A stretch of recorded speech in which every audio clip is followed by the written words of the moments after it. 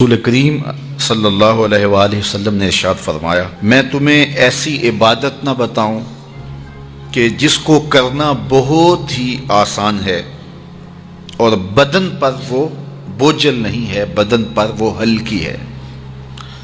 عبادتوں میں مشقت تو اٹھانا پڑتی ہے۔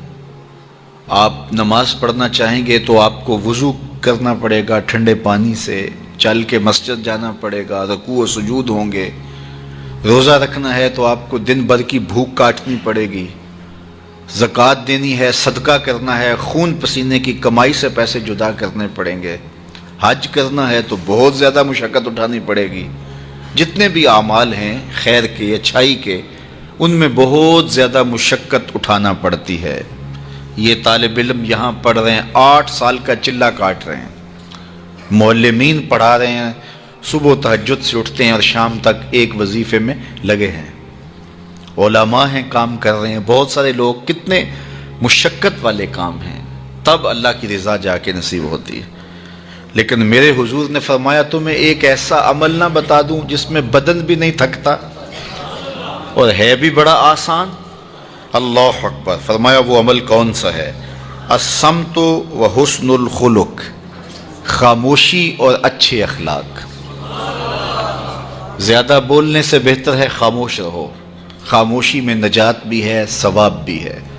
زیادہ بولنے والا جھوٹ بھی بول لیتا ہے، زیادہ بولنے والا گالی گلوچ اور سب و شتم پر بھی اتر آتا ہے، زیادہ بولنے والا کسی کی پگڑی بھی اچھال دیتا ہے، زیادہ بولنے والا غیبت بھی کر لیتا ہے، زیادہ بولنے والا ایسا مزاح کر لیتا ہے جس سے کسی کو تکلیف پہنچے۔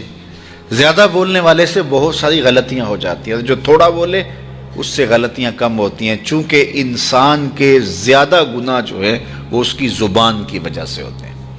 ایک روایت میں آتا ہے جب صبح ہوتی ہے سارے اعضائے بدنیاں زبان کے آگے ہاتھ جوڑتے ہیں، بی بی تو چپ رہنا، چونکہ بولتی تو ہے اور مصیبت سارے اعضائے بدنیاں کو سہنا پڑتی ہے۔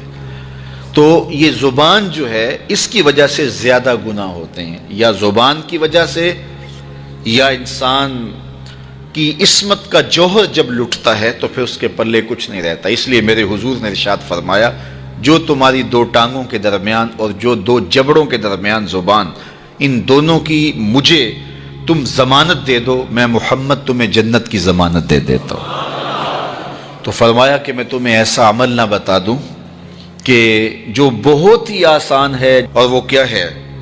الصمت، خاموشی، وحسن الخلق، اور دوسری بات اچھے اخلاق، رویوں کی خوبصورتی۔ کسی سے ملو تو ہنس کے ملو، کسی سے بات کرو تو لہجے میں نرمی ہو، کسی کی عزت آبرو کا خیال رکھو، بڑے کا احترام کرو، چھوٹے پر شفقت کرو، مخلوق خدا پر رحم کرو، اللہ کی مخلوق پر شفقت سے پیش آؤ، رسول کریم کی امت پر رحم کرو۔ تو یہ ایسا عمل ہے جس پر کوئی مل بھی نہیں لگتا، قیمت بھی نہیں لگتی، بدن بھی نہیں تھکتا، لیکن نامہ اعمال نیکیوں سے بھر جاتا ہے۔ قیامت کے دن نامہ اعمال پر سب سے وزنی جو عمل ہوگا وہ حسن خلق ہوگا۔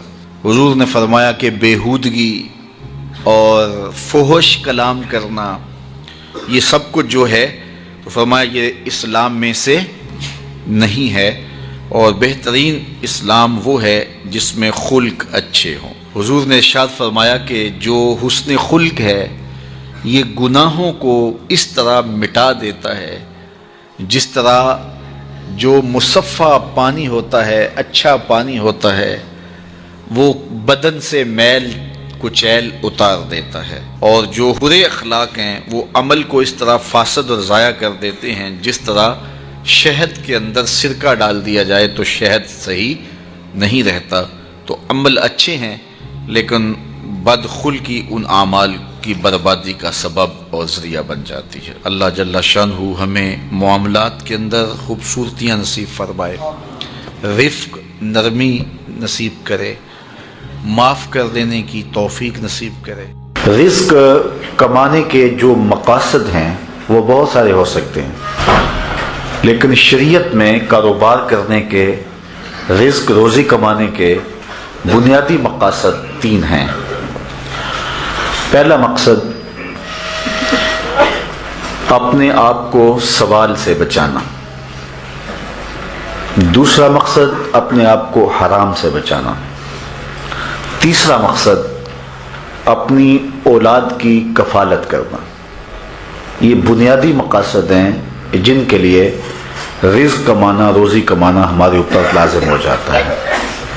اور اگر آپ کاروبار کو وسعت دے رہے ہیں، ضرورت سے زیادہ کما رہے ہیں، تو اس کے لیے ایک چوتھی نیت آپ کو ساتھ کرنی ہوگی، اور وہ یہ کہ معاشرے کے کمزور لوگ، رشتہ داروں میں غریب لوگ، میرے ہمسائیگی کے اندر جو غریب لوگ ہیں، یتیما ہیں، مساکین ہیں، معاشرے کے وہ لوگ جو اپاہج ہیں، معذور ہیں، کمانے کی صلاحیت نہیں رکھتے، میں زیادہ مال کما کے ان کی کفالت بھی کر سکوں.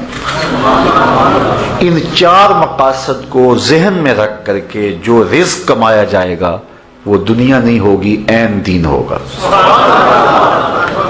لیکن اگر ان 4 مقاصد کے علاوہ رزق کمانے کا کوئی 5واں مقصد بھی شامل ہو گیا تو وہ ان 4 مقاصد کو بھی دنیا بنا دے گا.